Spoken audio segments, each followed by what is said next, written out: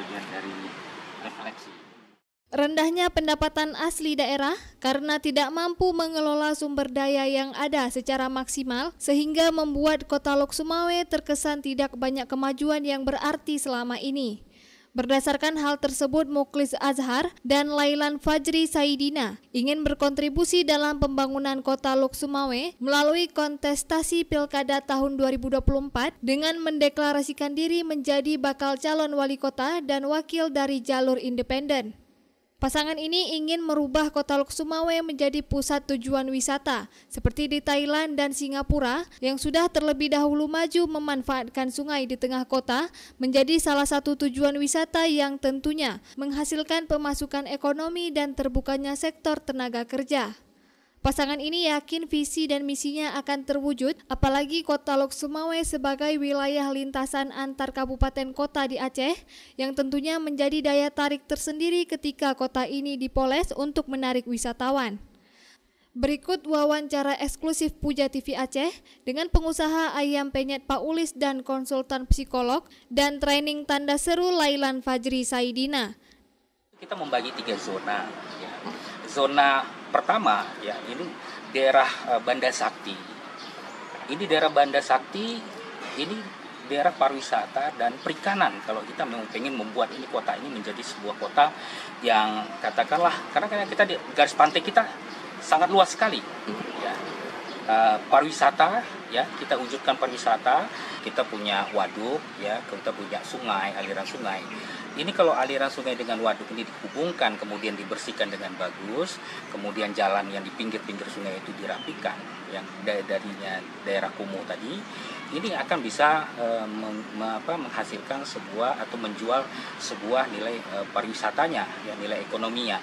Ya seperti saya sampaikan bahwasanya mungkin nanti di situ akan dibangun ya kapal-kapal seperti kapal tongkang, tapi di atasnya itu misalnya ada kuliner, orang makan di atasnya, kemudian sambil berjalan dari Pusong atau dari waduk itu akan mengintari Kota Lok Sumawe.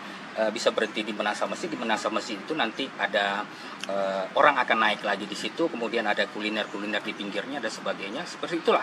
Dan ini akan mendapat pendapatan untuk kampung dan sebagainya, dan akan menciptakan lapangan pekerjaan seperti pariwisata sungai ini. Ya kita bisa melihat mungkin seperti Thailand ya, kemudian negara-negara yang lain ya, Singapura dan sebagainya. Mereka memanfaatkan aliran sungai itu untuk menciptakan pariwisata yang punya nilai jual gitu. Dan ini akan kita kembangkan ketika orang masuk ke Kota Lok Sumawe melewati jembatan itu, di situ sudah terpampang sebuah pariwisata yang tentunya akan menjadi kunjungan bagi masyarakat dari luar. Yang maksud saya tadi, kalaupun dapat ini ada 5 kabupaten kota ini semuanya akan berkunjung ke sini, Bang. Ada ini konsep kita gitu, karena kita memanfaatkan. Kemudian dari segi ekonomi juga gitu Bang, seperti saya sampaikan tadi bahwasanya 1,9 juta penduduk yang dari beberapa kabupaten ini, kalau kita membangun daerah ini kan ada 3, kalau kami konsepnya 3. Yang pertama sumber daya kewilayahan Bang, itu potensi wilayah, itu antara kabupaten ini manfaatnya. Kemudian ada satu lagi sumber orangnya, manusia, ini peran dari Pak Lailan nantinya ya. Orang ini yang 1,9 juta ini kan butuh makan Bang, butuh minum dan sebagainya. Tentunya kita, sebagai contoh misalnya masyarakat yang kuliner mie, mereka butuh saus. Saus ini selama ini kan datang dari Medan Bang. Saus ini bisa kita buat pabrik saus mini di Kota Lok Sumawe, ya kan? Karena pemasarannya ini dengan kabupaten kota ini udah selesai, dengan Kota Lok Sumawe sudah selesai Bang. Ya kan, kita nggak sambil lah, misalnya sebagai contoh misalnya 10 ton saus datang ke Kota Lok Sumawe, ya kan, itu dari luar semua.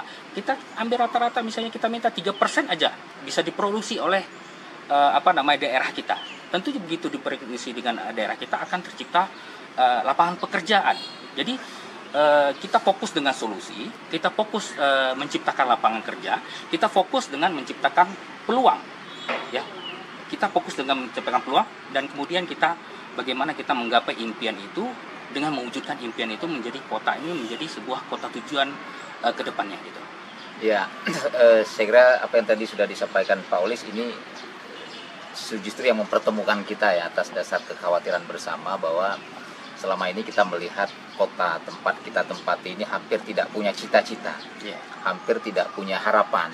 Oleh karena itu kami berpikir ini semacam panggilan sebenarnya. Kita terpanggil untuk melakukan sesuatu terhadap kota ini. Selain tadi gagasan-gagasan bagaimana membangun ekonomi, termasuk di dalamnya dalam membangun pariwisata sesuai dengan potensi yang ada di daerah kita. Saya juga melihat selama ini ada satu konsep yang itu hampir nggak dibicarakan. Bagaimana membangun manusianya atau sumber daya manusianya. Padahal di kita itu punya banyak perguruan tinggi, tapi kemudian terhenti hanya pada bagaimana melahirkan sarjana-sarjana gitu ya. Jadi bicara membangun manusia tidak cukup hanya ketika mereka selesai sarjana. Oleh karena itu saya melihat ada satu konsep menarik ya. Kenapa sekarang Singapura itu menjadi satu dari 3 negara yang mereka itu cukup sukses membangun sumber daya manusianya. Selain Finlandia dan Kanada, Singapura yang paling dekat dengan kita. Nah, pada akhirnya membangun manusia itu juga akan terhubung pada bagaimana membangun ekonominya. Inilah yang melatar belakangi kami, kenapa kita kemudian harus berkolaborasi. Di satu sisi ekonomi harus dibangun, tapi di sisi lain mustahil ekonomi itu terbangun kalau manusianya nggak dibangunkan. Hanya saja selama ini pemerintah kita tidak progresif memanfaatkan potensi yang ada itu, sehingga menjadi sumber yang membuat kota ini menjadi lebih maju, yang pada akhirnya nanti akan terhubung bukan hanya ke pendidikan tapi juga ke bagaimana membangun ekonomi daerahnya.